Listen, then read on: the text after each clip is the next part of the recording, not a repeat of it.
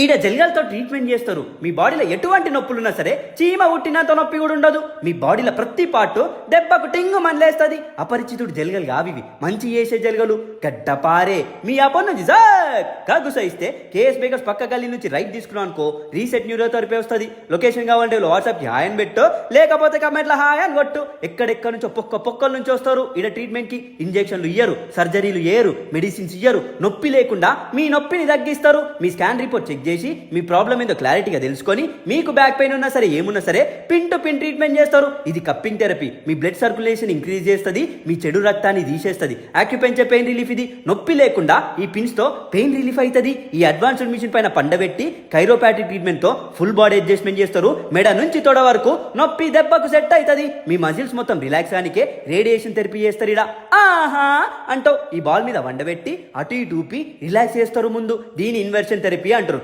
దీనికి పెట్టి దడేర్ మన వెనకలికి గుంజుతుంది, బ్లడ్ సర్క్యులేషన్ అవుతుంది. దెబ్బకు కింద నుంచి పై వరకు మీ ప్రతి నరం సాఫ్ అవుతుంది.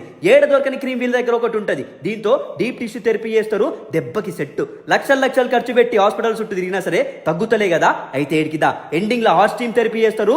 రిలాక్స్ అవుతారు. వీళ్ళకి మాదాపూర్లో కూడా బ్రాంచ్ ఉంది. సంపమింగొర్రి.